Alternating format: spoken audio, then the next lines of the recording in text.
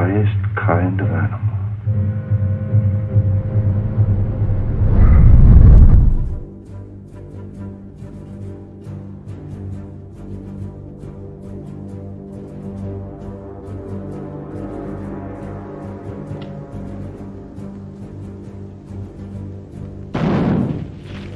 How many does that make?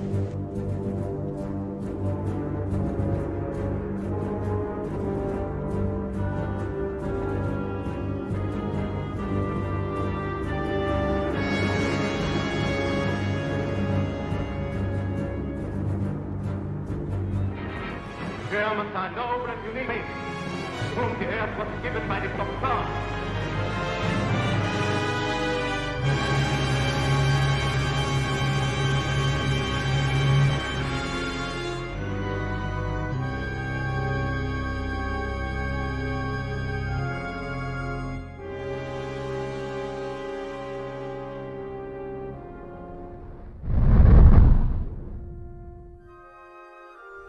The world is an amazing place.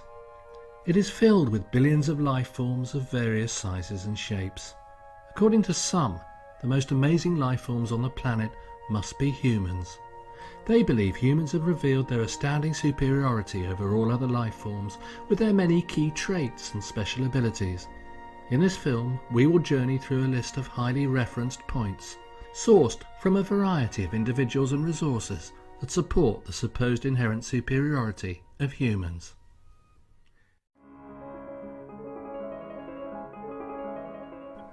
Humans do have a reasonably large population, for mammals at least. Other life forms outnumber people by the trillions, but perhaps the human population is just the right size for those believing in human superiority. Population alone is not such an important factor to some human supremacists, though. Some believe humans make up for this by... but not too long. Some plant species can live for thousands of years. Animals like sponges can also live thousands of years, but these species live their lives very slowly over a long duration, instead of very quickly over a short duration like humans, so it is difficult for some humans to empathise with their lifestyles. What about life forms that have faster lifestyles, more like humans? How long can they live? There are tuataras, which can live for over 200 years, bowhead whales, about 200 years, Greenland sharks, estimated at 200 years, tortoises, 188 years, and others.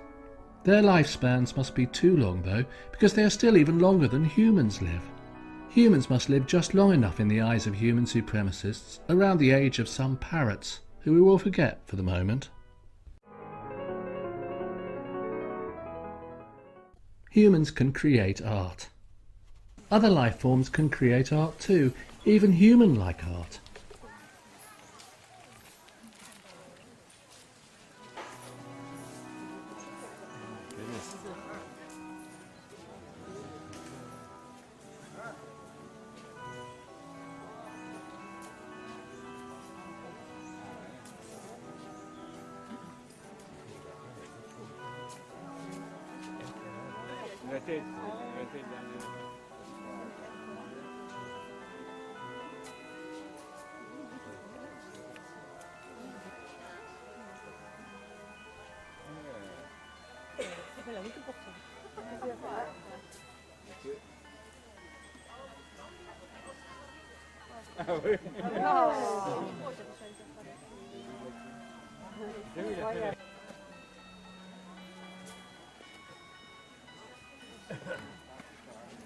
Corazón.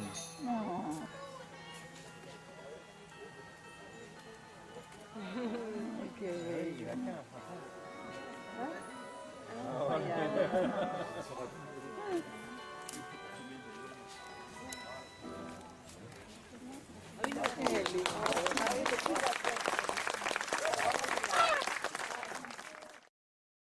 But other life forms cannot make human-like art as well as some humans can. Thus, some people view this as proof of human superiority.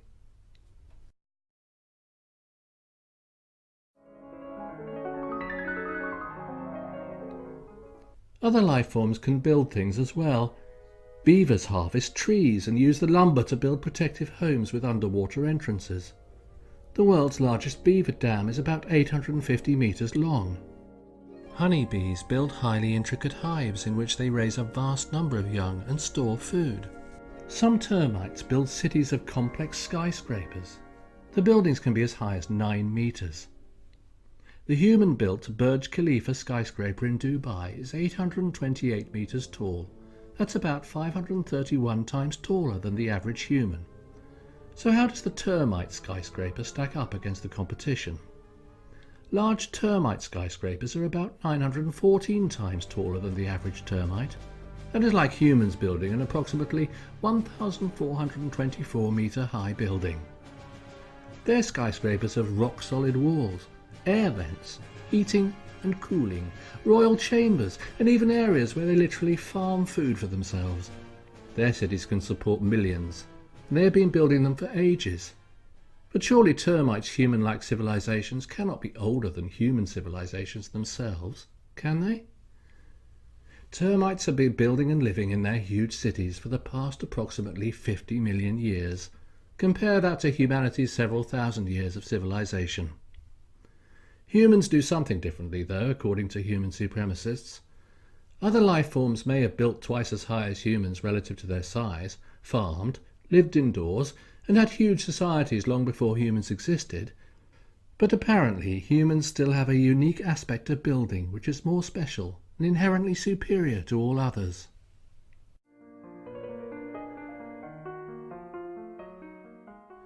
Not certain complex houses like beehives and others mentioned. Houses like the ones humans live in. But what makes a human house special? Well, building materials, shape, size and location may all vary drastically. However, they all have one thing in common. They're all suitable to human living. If ants, termites, birds and others built houses suitable for humans rather than themselves, perhaps human supremacists would give them greater value. It is also important to question the idea that living in a house makes a life form superior in the first place.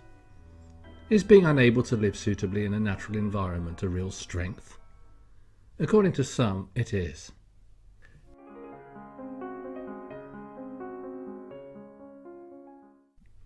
Other life forms have hooves, horns, wings, etc. that have their respective uses. However, the tasks that human thumbs can do appear to be more special. Some people might say that some other primates, like old world monkeys and great apes, have opposable thumbs as well, and ask why human thumbs are better. It looks like some apes have opposable thumbs on their feet too, so are they twice as impressive as humans? The human supremacist answer is that human opposable thumbs are superior because they are used to build things which are useful to humans. Humans do not only use their thumbs to build, though. Sometimes they need extra help. This is where tools come to the rescue.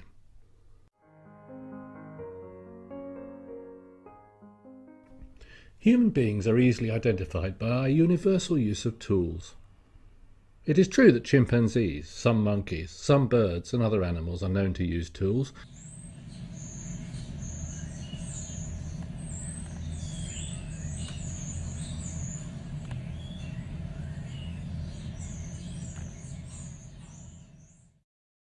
But their rate of tool use is much lower. They appear to rarely need tools and can live to old ages quite harmoniously with nature. Some modern humans, on the other hand, seem to try to rebuild nature on a massive scale in a way that is suitable to their lifestyles. Garbage, car exhaust, plastics, pesticides, smoke coming out of mills, and nuclear waste are all quick giveaways of a modern superior human civilization. Most of these things are not needed, but are part of the superior human's culture of valuing virtual profit and symbolic material goods over things like the future promise of health and clean food. Our tools are not only for building and expanding, however.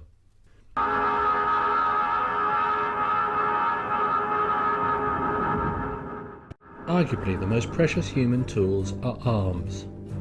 Human countries spent a total of about $1.63 trillion on defense in 2010.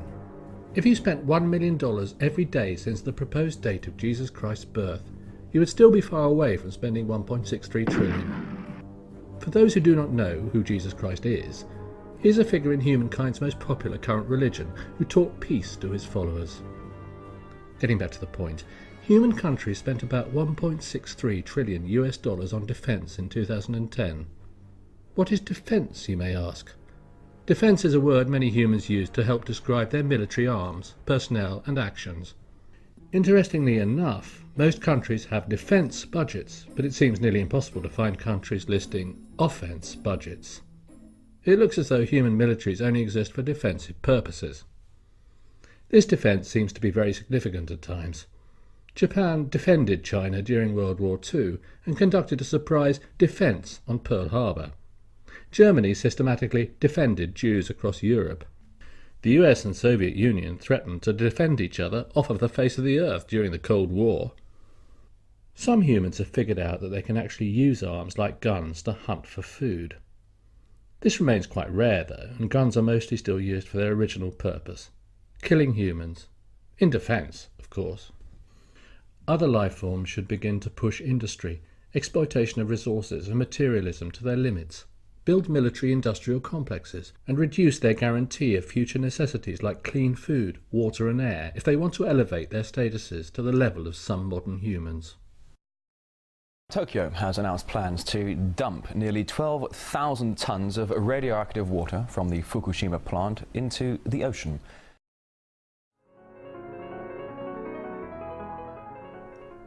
Squirrels and other life forms have shown a remarkable ability to reason, even through complex obstacle courses.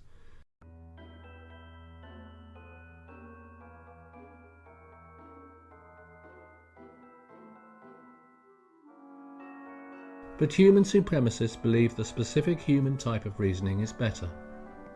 Human reasoning helps humans complete tasks beneficial to humans.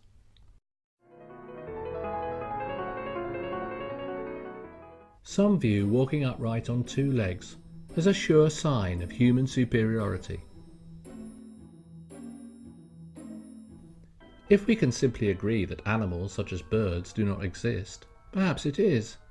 Walking upright is seen by some as a remarkable skill and a clearly civilized behavior, which brings us to our next point. Other life forms have societies larger and smaller than humans, and they are structured in many different ways. Termites are the oldest social animals by far, evolving complex societies even before ants. They may live in the same buildings for generations, and termites from older generations help raise the younger generations. But human society is superior to these and all other societies in the eyes of human supremacists, even though it has been around for a very short time compared to the tens of millions of years. Many billions of insects have been living in their bustling societies. Perhaps for societies to be deemed successful by certain humans, they need to be relatively new and grow to a reasonably large size in a rapid population explosion. This is an interesting hypothesis that I would like to see tested. In the meantime, let's continue our journey in search of some more fundamental evidence of human superiority.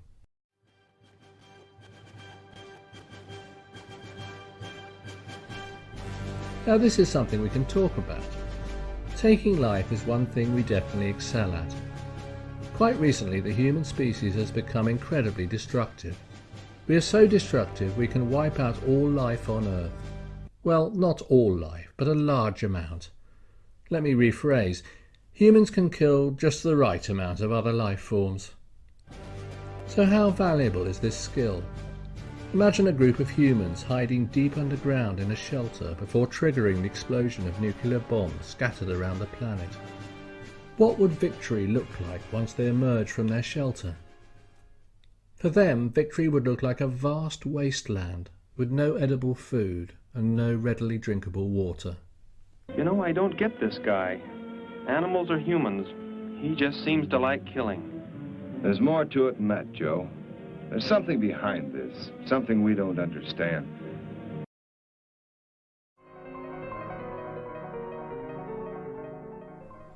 Other life forms can teach and learn as well.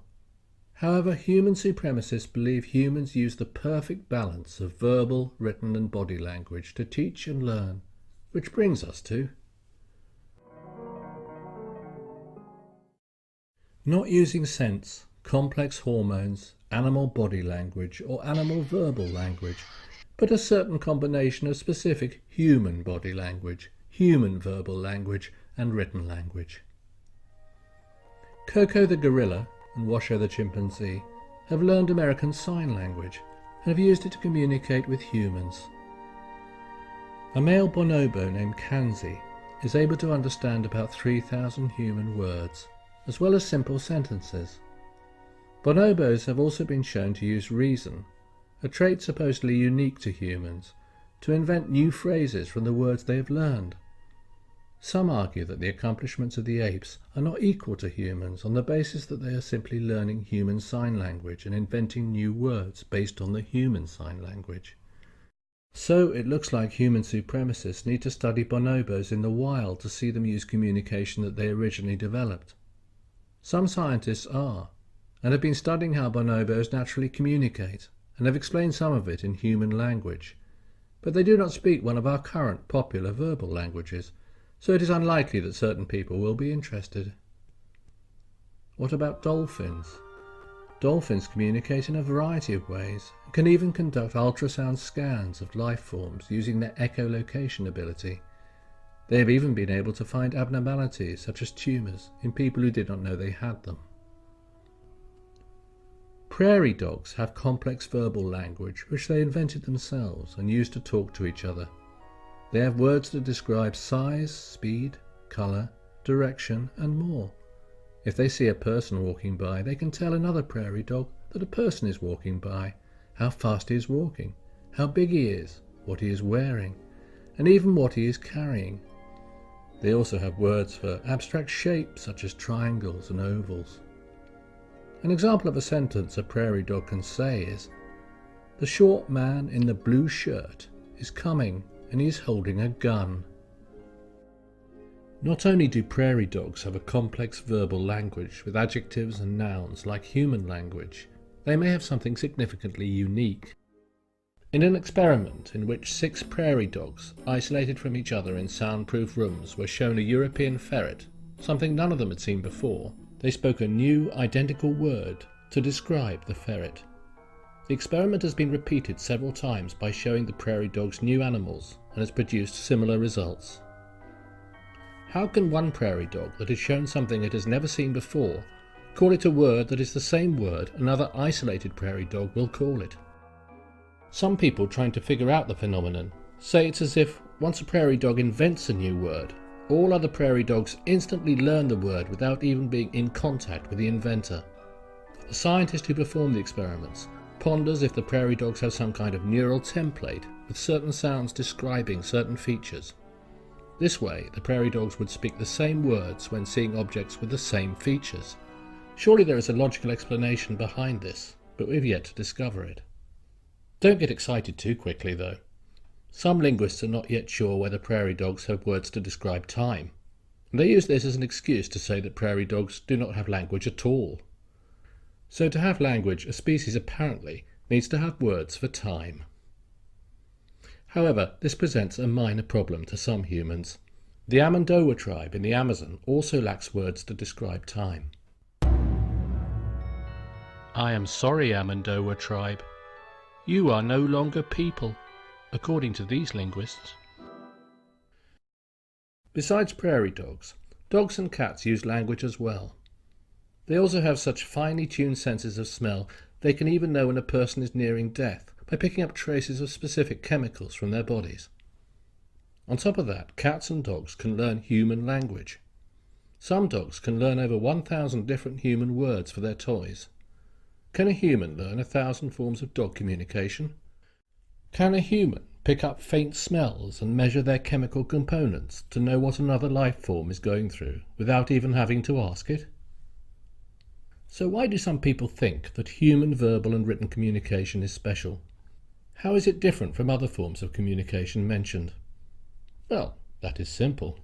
Humans vibrate their necks while they slap their wet tongues around in their mouths and move their lips. The various slap patterns and lip movements are attributed to meanings we think they mostly agree on. This tongue slapping and lip moving can be very time consuming, as it may take several complex manoeuvres just to convey one word. Humans have even invented devices that can transmit our tongue slaps at a distance, so that time and place have less detriment to this awkward, time-consuming ritual. These devices require substantial electrical power and manufactured parts, but are worth it for humanity's sake. Why are we so dependent on communication? It's possible that since we rely so heavily on tool use and social cooperation, we require a large array of references just to manage our lifestyles. It may not be the best strategy for all life forms, but it seems to work for humans. Let's see how effectively our communication ability functions in the following scenario.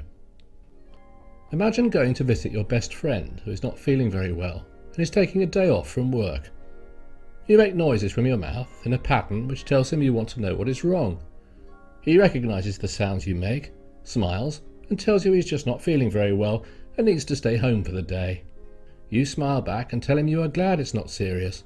Then you leave to go home and relax. What you don't realise is that your pet dog you brought with you is not relaxed. While your friend was smiling on the outside and convincing you he was okay, your dog could sense strong fear and tension in him. Your dog also quickly knew that he was not just sick, he had cancer. Your friend has been diagnosed with cancer some time ago and was trying to fight it on his own. It's time for him to abandon his pride, however. Your dog knows something that your friend does not. His cancer is more serious than he thinks. He is quickly approaching death and requires urgent medical attention. Like many dogs, your dog has an incredible sense of smell that is so great, while you were viewing the outside of your friend's body and asking him if he was okay, your dog was already deep in the process of studying his fundamental biochemistry, which was detectable in the air. As unlikely as this story sounds, it is technically possible. This is a very great skill that many dogs possess.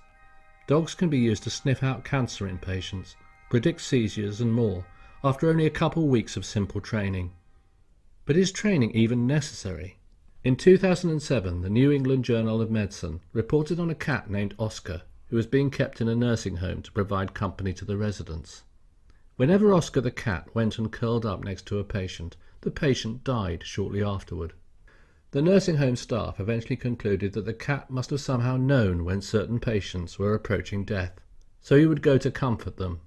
The staff found Oscar's ability to be so precise that they began using it as an alert to which patient was approaching death. Oscar the cat has been correct at least 25 times by now. It's a pity dogs and cats cannot trade their nearly telepathic smelling ability for the symbolic superficial vocalizations that humans use. Until they can, they're destined to remain seen as inferior to some humans, and it seems unlikely that people will stop using thousands upon thousands of them every year in experiments fit for inferior life forms.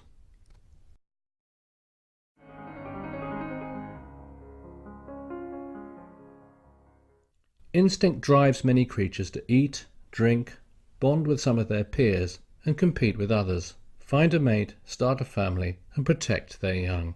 According to some people, humans apparently do none of these things based on instinct, and learn them all from a previous generation. Perhaps they believe that a human's DNA, as well as the rest of its biological makeup, are simply decoration and do not contribute at all to how a person functions. Is it really possible that our desires to survive, eat food, thirst for water, and even fall in love are simply learned behaviours? Do you need someone to teach you to be thirsty? It looks like human supremacists have some questions to answer.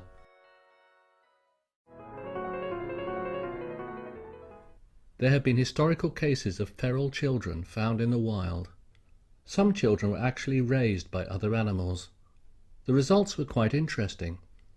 They had trouble speaking with people, they were unable to have normal social interaction, they had difficulty learning. In a relatively recent case of a feral girl who was raised by dogs, she did not even walk upright. Was this dog girl void of culture? Was her life damaged by being raised by dogs? Being more accurate, it's not that she had no culture. She actually had the culture of the dogs. It appears other creatures do actually have culture. Unlike the little girl's mother, dogs do not have alcoholism in their culture and did not neglect the little girl. The abandoned little girl, who would have most likely died on her own, was assimilated successfully into the culture of a group of dogs and survived to tell her story. Other animals raised in a human culture can also have serious problems when put back into their natural cultural environments. Chimpanzees raised by humans can lack survival skills and risk being ostracized and even killed by other chimpanzees for their unique way of communication. It may seem that human culture is not helpful to all species and is actually only fit for humans.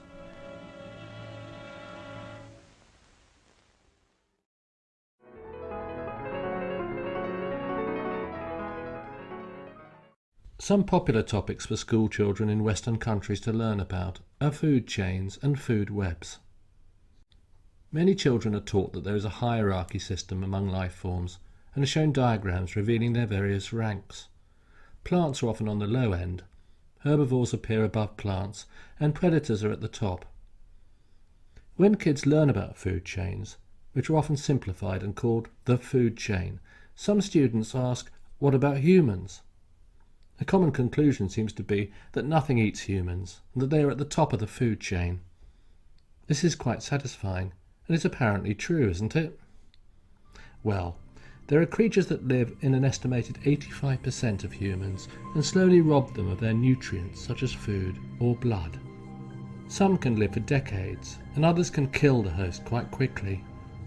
Certain humans have classified these creatures as parasites though, so they apparently do not matter as much as humans. Even though parasitism is the most common animal lifestyle, it is not given much attention. What some humans seem to worry about being eaten by are things like lions, who are not able to eat humans anymore, usually. So, if we conveniently exclude the most popular lifestyle group of animals on the planet, nothing really does eat humans. Media tends to pick up where school leaves off, and presents children and adults with a world where big fish and little fish compete to be on top of the food chain. The big fish always wins. What's interesting is that some of the same outlets that tout the big fish as having an advantage also seem to show concern over the environment at times. But if being able to eat other life forms is ideal, who cares about the little guy? Is it possible that species of consumers not only dominate and devour their prey, but are dependent on them? After all, how can a wolf survive with no prey? What would a cow do without plant life? It looks like food chains and food webs are not just one-way transactions all leading up to a victor at the top. They are more like networks of interdependence. In fact, the point of food webs is to show interdependence, but popular media seems to find the simplified hierarchical food chain idea to be more attractive. Even Darwin described nature as a web of complex relations. Something some people do not seem to realize is that for a consumer to survive on a species of prey, the prey's total biomass typically needs to be 10 times greater than its consumers.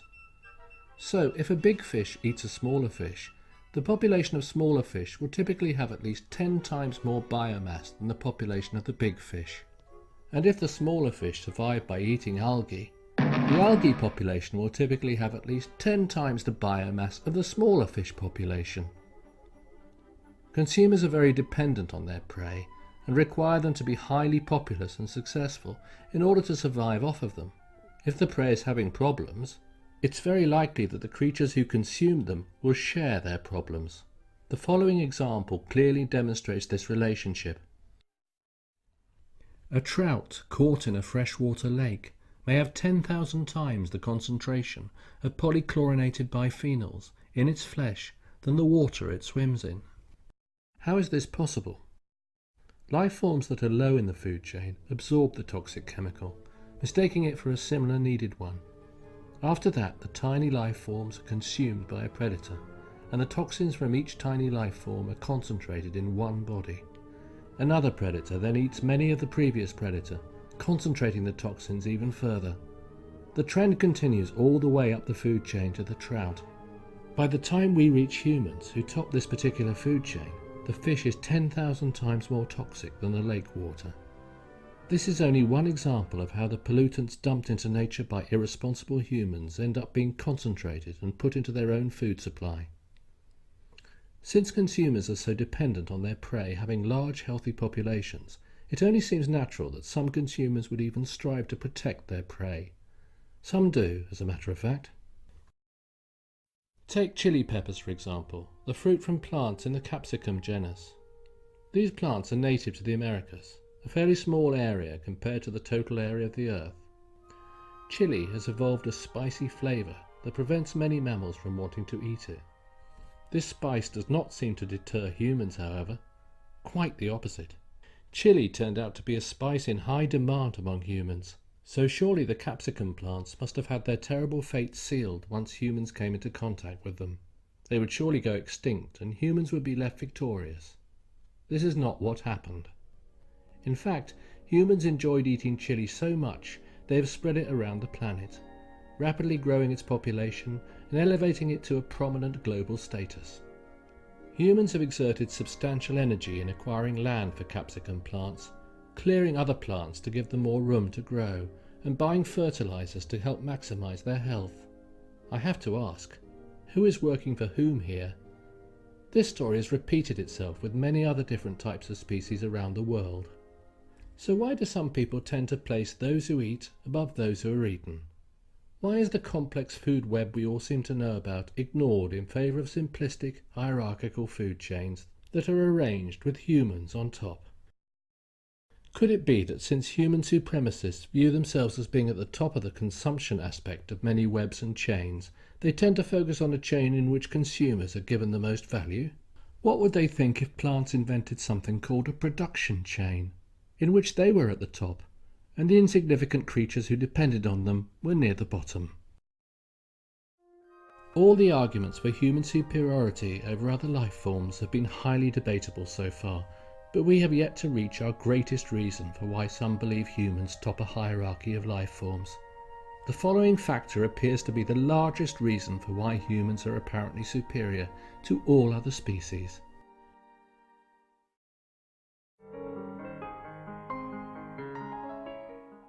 Intelligence seems to be humanity's most prized talent. Having the brain highly developed rather than other parts of the body such as muscles, noses, ears, eyes, etc. seems to make humans better in the minds of some people. Scientists might mention cases of some chimpanzees being smarter than humans in certain intelligence tests. They might also mention dolphins' huge brains, or the fact that houseflies can process visual information at such incredible speeds that if one were watching this film, it would see the frames going by one like a slideshow, unlike humans who are so slow that some think they are receiving a solid stream of video. The good news is that none of those details matter to those believing in human supremacy. That is because the average human brain is better at performing higher thinking. But what makes higher thinking higher? Would other life forms be more successful if their refined mental or physical abilities were replaced with human-like brains? Imagine a cheetah trading its running ability for a large, heavy brain. How about a grey squirrel trading its incredible ability to remember precisely where hundreds of its nuts are stored for a different human-like mental ability, like not being able to remember where one set of car keys is? Let's see what someone regarded by many as being highly intelligent has to say about intelligence.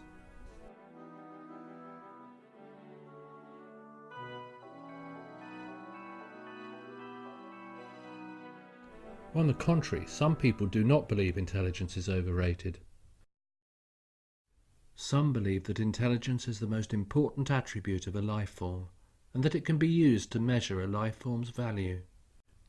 This means that a heroic fireman with great physical strength and bravery is worth less than an accountant whose IQ is 1 point higher. For those of you not familiar with IQ and how it is tested, it is a system some people created that asks a very small series of culturally biased questions to find out the mental worth of a human being. French psychologist Alfred Binet was arguably the first person to create this type of test, and he warned that they were not able to measure human intelligence. So what were the results of his warning? The tests were named intelligence quotient tests and began being used to measure intelligence. Is there any problem with measuring the value of all other creatures against humanity's supposed greatest ability? Using similar logic, could dogs be deemed superior from their perspectives? After all, a human sense of smell is a fraction of the average dog's sense of smell. This means that it takes a number of humans just to equal the value of one dog. Some may argue, but wait, why is the sense of smell valued as the most important trait? I wonder if dogs, who are often mercilessly experimented on in laboratories, might have the same question about intelligence.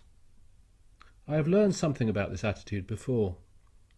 This type of attitude allows people to treat others differently, simply for being different. It doesn't matter if they have their own unique abilities. It doesn't matter if they are equal in some way. Being different is enough reason to treat them terribly. This is the ugly face of discrimination.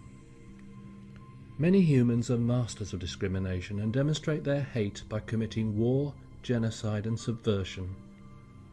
Once some humans are done finding reasons why they are superior to other life forms, it is only natural for them to continue to find reasons why some humans are superior to other humans. The survivors were walking skeletons. Most of them couldn't even walk or crawl.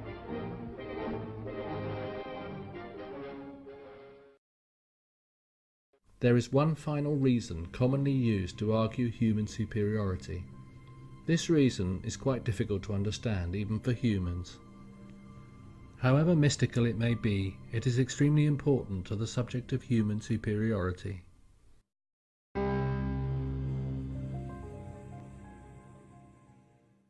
Let us begin with some history. Cartesian dualism is the belief that the mind and body are somehow separate entities. The belief was created by a French philosopher born in the late 1500s, named René Descartes. He formulated that consciousness and self-awareness came from some sort of non-physical spirit. He believed the body was a machine, however the mind was something more spiritual. Descartes believed that non-human life forms did not have this mind. They were simply the machine part of a life form, without the non-physical mind. When a human sustained an injury, the spiritual mind realized the pain and the person suffered. When another life form sustained an injury, they were simply machines who felt no real pain. Even as Descartes cut animals open while they were still alive, a hobby of his that is still practiced today, he rationalized that their struggling and whimpering was simply a machine reaction, and the animal was in no real pain. Descartes was eventually criticized and questioned as to how such a mystical and disconnected mind could interact with a physical body in the first place. Many of his followers began to reject his ideas, and Cartesian dualism is now generally unaccepted in the academic world. But could Descartes have been right? Have any other influential individuals come to the same conclusions before him? Let's ask Professor Bernard Rollin, an expert on animal consciousness. To my knowledge, in the history of thought, from ancient times up to the time of Descartes, no one except Descartes denied that animals could think and feel. It was so close to common sense that it just didn't occur to anybody to question it. That does not mean that people drew ethical consequences from it. People acted towards animals in many cases as if they were wheelbarrows, more than as if they were people. But Descartes actually had an axe to grind. Of course, being a religious Catholic, he wanted to prove that the mind, i.e. the soul, same thing for him, were unique to humans. He was also the first guy to say that biology should be part of physics, that essentially everything's made up of matter, except humans who are made up of mind and matter. And therefore, if you want physics to explain biology, in other words, anticipating molecular biology, you have to say that animals don't have a mind in the sense humans do. Their behavior is simply the result of mechanical interactions of the matter that makes them up. And, you know, people who were followers of Descartes believed that if you literally cut up animals alive, vivisection, which now means animal research to a lot of people, but in that time it meant cutting up alive, alive section cutting.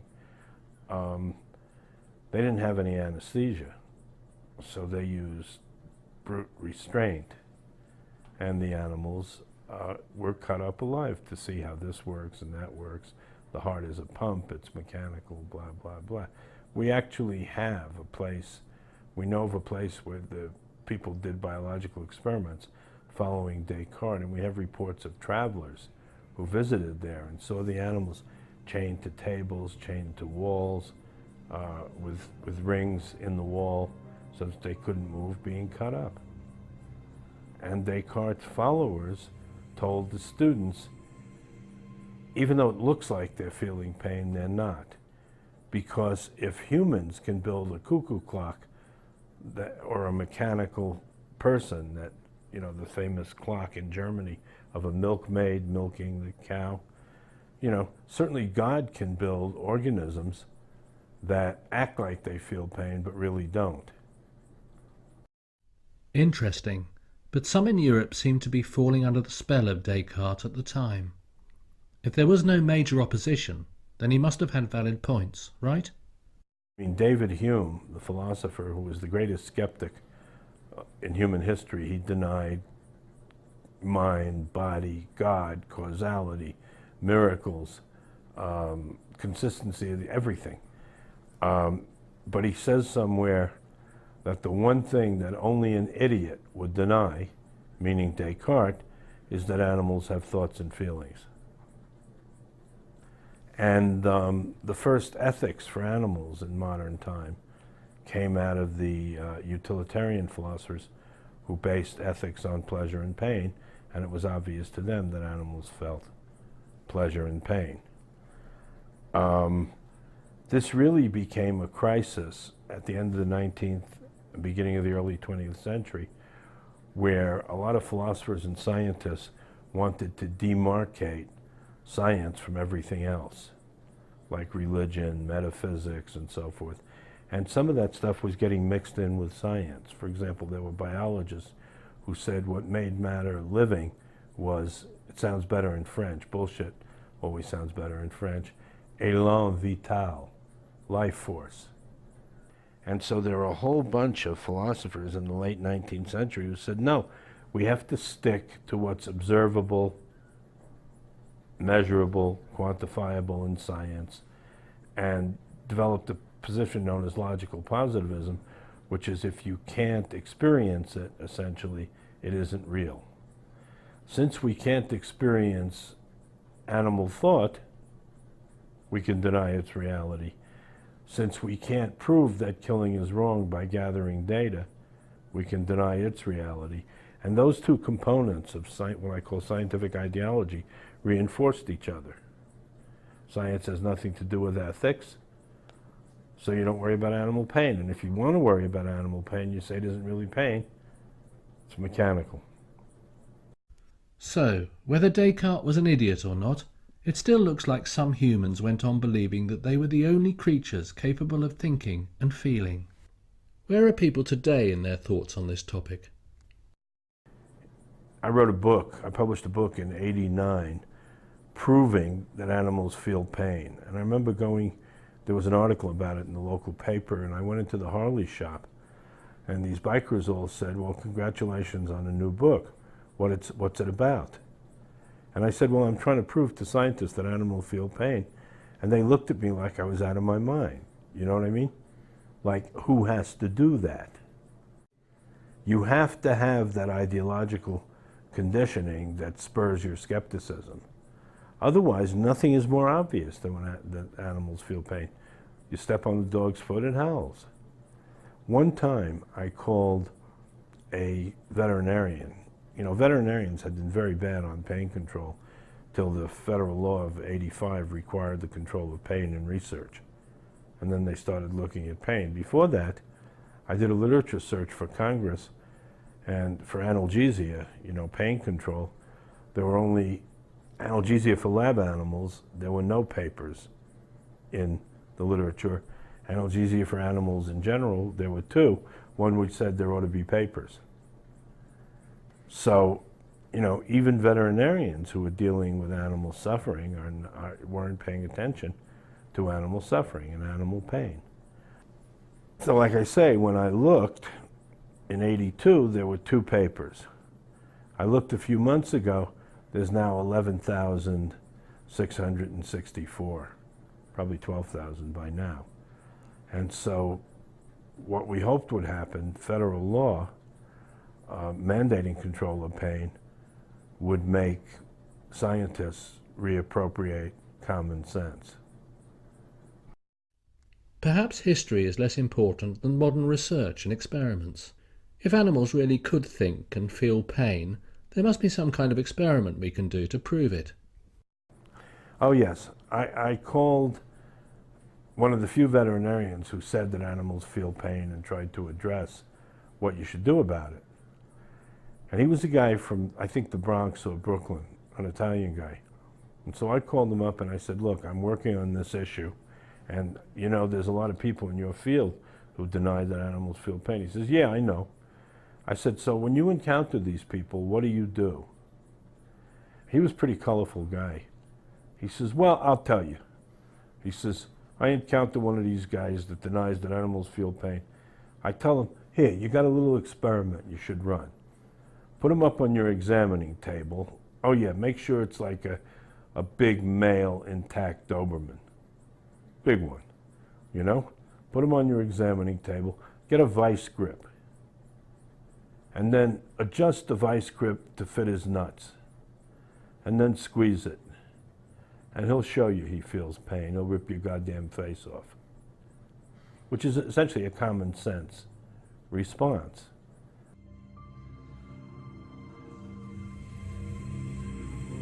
Are dogs' balls the real answer to whether or not other life forms can think and feel? How does one know if a dog is reacting to physical agitation due to conscious pain, or if it is simply a machine programmed to react a certain way and does not really feel anything in the human sense of the word? In my writing, I say, look, behavior is similar in animals and people when they're painful. They guard the limb, they vocalize this, that. The physiological substratum is the same. What happens with the nerves, what happens with the biologically active chemicals. Anesthesia and analgesia work on animals. You can train animals with pain and pleasure, negative and positive reinforcement. So really, all the evidence that militates in favor of your feeling pain, Descartes notwithstanding, militates in favor of the animals feeling pain. That Descartes Cartesian way of looking at animals like they're machines, it is outdated and quite frankly 100% insane. Because if we all understand that animals can use their eyes to see, ears to hear, noses to smell, mouths to eat, legs to walk, feathers to fly, fins to swim, genitalia to procreate, bowels to defecate. I'm always perplexed that most people don't believe that they can also use their brains to think, feel, be rational, be aware, and be self-aware. Am I supposed to believe that every body part on an animal functions just like it's supposed to, except the brain? So, how can one prove conclusively if other life forms, such as animals, have consciousness? Are animals conscious? Well, sure. Now, can you prove conclusively that animals are conscious? No. Can you prove conclusively that I'm conscious? Can I prove conclusively that you're conscious? Or to use the great philosophical example, can we prove conclusively that the chair exists independently of our perception? When we leave this room, what is the chair like? Well, you want to say it's this and this color, but that depends on it interacting with the rods and cones of the eye, right? Or, as Bertrand Russell once said, how do we know the whole world wasn't created 10 seconds ago? And us with all our memories and the fossils and everything, you can't know that. Science is not skeptical that we can trust each other's perceptions, though it should be, or at least it could be. Therefore, it shouldn't be skeptical about when animals show all the signs of pain, whether they really feel pain. because that's special pleading for the things that they want to specially plead for, and not use the same standards of evidence for animal mind as they use for the existence of an external world. I mentioned earlier to you that Hume, the greatest skeptic of all time, said you can't deny that animals think and feel. Darwin said that if physical traits are phylogenetically continuous and evolve, and metabolic traits and physiological traits, then so too are thinking and feeling. And he in fact has a book called The Expression of Emotion in Man and Animal, showing that that's continuous. You know, if you're an evolutionist, you got to believe it's continuous. Strangely enough, even though modern biology in the 20th century is evolutionary, the evolutionary point that Darwin makes, that animals have to be conscious and capable of feeling and so forth, that drops out under the ideology that I mentioned. Let's retreat back to experiments and make this easier. Some define consciousness as being self-aware. So how could we test to see if a life form was self-aware? Arguably, the best human sense is sight. So humans test other humans by placing them in front of mirrors and seeing if they recognize their own reflections. Canines cannot see very well, but have exceptional senses of smell. Naturally, they display self-awareness by recognizing their scents, and can distinguish between their territorial marks and the marks of others, including their pack mates. Wild dogs and wolves survive on this skill of self-awareness, as a mistake could mean a violent confrontation. So how do some of humanity's top scientists test the self-awareness of canines? Well, they put them in front of mirrors. Using this logic, it may be fair for canines to conclude that humans are not self-aware for not recognizing their own urine scents, or for some insects to conclude the same, since humans cannot recognize their own hormones. It's a good thing that some humans are discriminatory creatures and are able to hide from points of view that may undermine a temporary sense of comfort. But what if human supremacists did try using logic to put their superiority to the test? What do you say we try it just to see what happens? We can start where one logically should start. Are superior, better, and higher specific features, or are they opinions at a fundamental level? Wouldn't all species view themselves as the best species, since life forms naturally value their own traits? Let's imagine what it would be like talking to another life form that shared the way of thinking of some humans.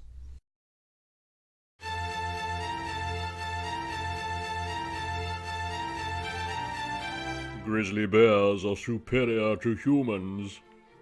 Humans are superior to grizzly bears. Why? Grizzly bears have an incredible sense of smell. Humans have incredible intelligence. What makes that trait so superior to others? Well, grizzly bears are great, and they have an incredible sense of smell. Humans are great, and they have incredible intelligence. But why are you great? We have an incredible sense of smell. We have incredible intelligence. You both seem to have good traits. But humans walk on two legs, have dull teeth, are overly reliant on shelter to survive, and are dependent on tools to support their insufficient bodies. But bears walk on four legs, don't live in houses, can't use tools, and rely on their brute strength to survive. But would your skills even be useful to the other animal? No, because humans are lower life forms. No, because bears are lower life forms. What does lower mean? Do you mind telling me what makes a higher species so high? I'll enlighten you. We have full fur coats, sharp claws, we are very big, can run 56 kilometers an hour, we live about 25 years, eat fish, have 4 legs, large ears, and there are many more reasons. We wear clothes, stand on 2 legs, live in houses, we aren't so hairy, we use tools, we have big brains, we have thumbs. There are many more reasons. There are creatures with more or less fur, sharper and duller claws and teeth, bigger and smaller brains compared to their body size, who eat more or less fish, run much faster or slower, and live in all kinds of houses, or no houses at all. What makes your traits at the perfect level? We are higher life forms, and that's what it took to make us this way. We are higher life forms, and that's what it took to make us this way. Why are you higher? Well, we have an incredible sense of smell. Well, we have incredible intelligence. If people base the success of a species on how human-like it is, humans will always appear to be the most successful. Basing overall success on the characteristics of one particular species may provide occasional comfort to that species, but at the cost of an equal value of side effects. One immediately recognisable side effect of this belief is a heavily biased moral outlook. In 1970, I coined the term speciesism to describe the prejudice against the other species and to draw the analogy with other prejudices like racism and sexism. The point I was trying to make was that we're all related. All species are related biologically and through evolution. And instead of treating the other species like objects, we should be treating them as our evolutionary cousins, as our kindred. We should stop exploiting them in laboratories, in factory farms, in the wild and elsewhere. I felt that speciesism was an unintelligent, out-of-date sort of prejudice. Since Charles Darwin came along and told us that we're all animals and we're all related through evolution, we haven't really drawn the proper moral conclusions from that. It's like it's taken 100 years or more for the penny to drop.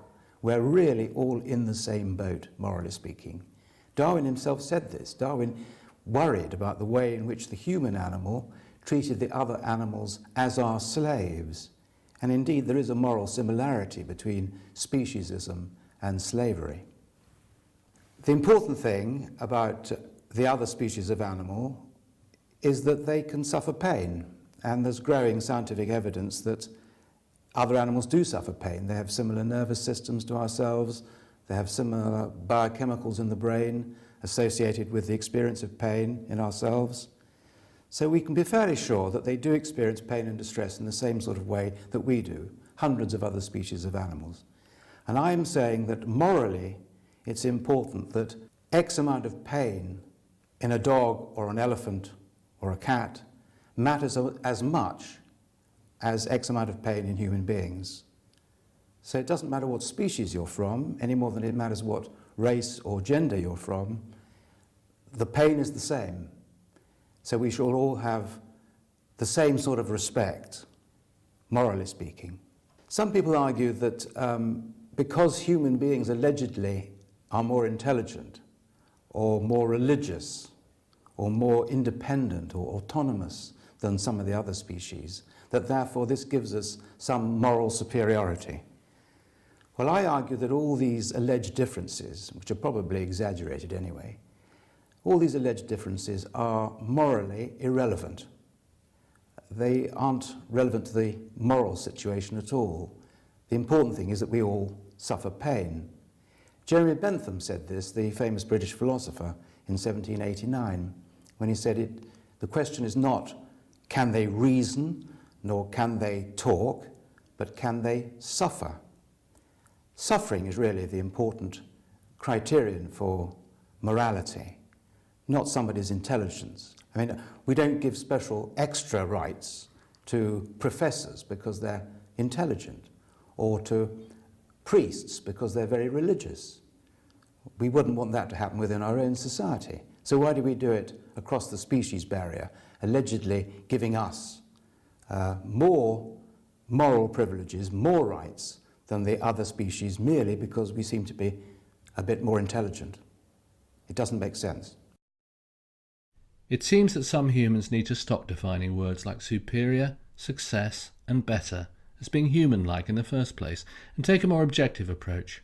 From a more Darwinian viewpoint, superior could possibly mean more able to survive and procreate. Let's see how humans match up against other life forms, now that we have a more objective form of measurement.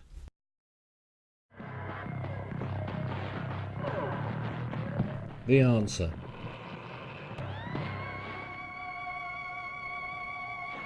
Compared to many other species,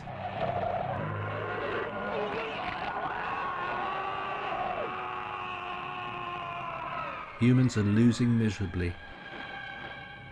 Cyanobacteria have been around for several billion years and had such powerful domination over the Earth that they dramatically transformed its atmosphere. Horseshoe crabs have been around for approximately 445 million years, about 200 million years before dinosaurs. Triops cancriformis has been around for over 220 million years, with no signs of visible change. Even great white sharks are thought to be at least 16 million years old. These are just several types of super successful life forms.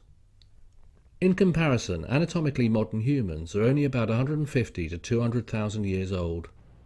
Humans are nowhere close being able to call themselves a successful species. But just because humans have only been around for such a short time does not mean that they will go extinct before outdoing other species, right? Surely humans won't go the way of the dodo. Actually, Dr. David M. Raup has studied past extinction rates and come to the conclusion that the average lifespan of vertebrate species seems to be around 2 to 4 million years. So it looks like humans have about 1.8 to 3.8 million more years to live if everything goes as usual. His findings showed that well-dispersed species were less susceptible to extinction. However, one factor that lowers lifespan is if the species in question is high on the food chain. Perhaps living between 1.8 to 3.8 million more years is the best that the human species can hope for, because it looks like probability is suggesting that humans will go the way of the dodo. Save for one minor detail. The dodo bird, which some humans have jokingly named and relentlessly mocked as being an idiotic, extinct species with little knowledge of survival, has been estimated by some to have lived for several million years or more. That means that if humans live another 1.8 or possibly even 3.8 million years, that might not make us successful enough to go the way of the dodo in terms of survival time. We may actually be around for less time than the dodo bird, one of humanity's most well-known examples of extinction. But wait, there's more. Assuming the human species may live at least 1.8 million more years is only taking typical natural processes into consideration. We have yet to include the fact that we have nuclear weapons. Let's face it, the threat of hydrogen bomb warfare is the greatest danger our nation has ever known. Is there any chance that humans would be foolish enough to use them? Actually, there is more than a chance. Shortly after the first nuclear weapons were created, people used nuclear weapons on their own species twice. One of the only differences between then and now is that now nuclear bombs are up to 3,800 times or more powerful, and there are many more of them. Using a nuclear bomb in an act of defense or aggression today would be much different than in the past, since many countries now possess nuclear weapons. The use of a nuclear weapon today could easily escalate into a nuclear war. Even though the US and Soviet Union showed the world that nuclear war was impractical and could lead to mutual assured destruction, some countries around the world are still working very hard to acquire nuclear weapons or perfect the ones they already have. Are the countries trying to acquire and perfect nuclear weapons actually planning on using them? Or are they just willing to spend millions or even billions of dollars for fun? Let's not forget to add in biological weapons and also new, deadlier forms of viruses created by the experiments of some scientists.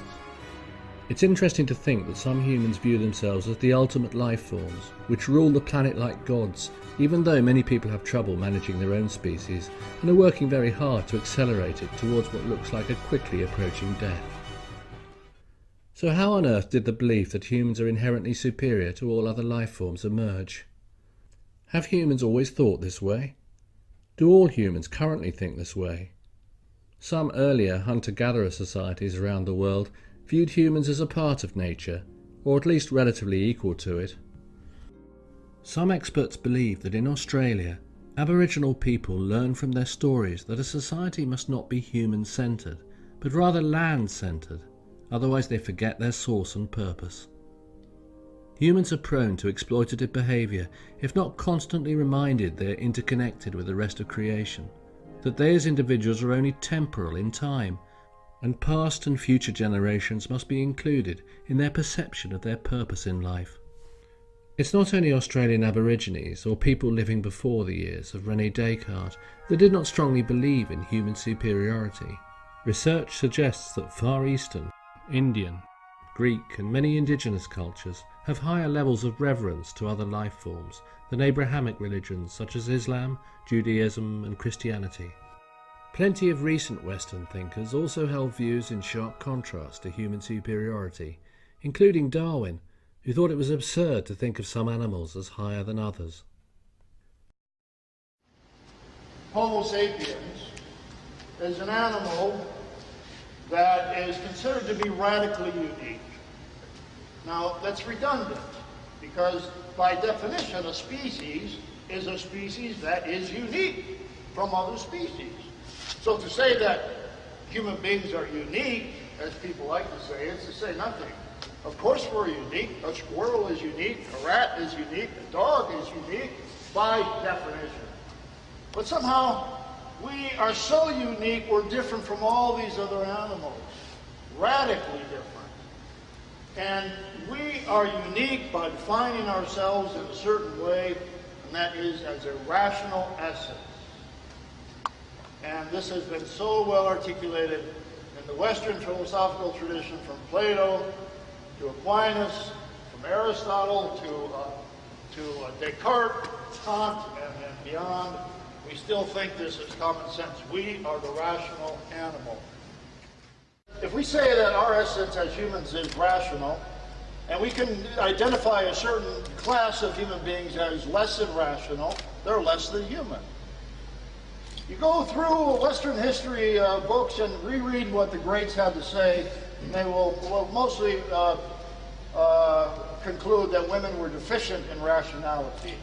Rousseau, for instance, said women have practical rationality, but not theoretical rationality. They can't be philosophers. It's nonsense, but this is how the classic figures thought. So if we can say women don't have rationality, we can say they're subhuman and they belong at the bottom of a hierarchy.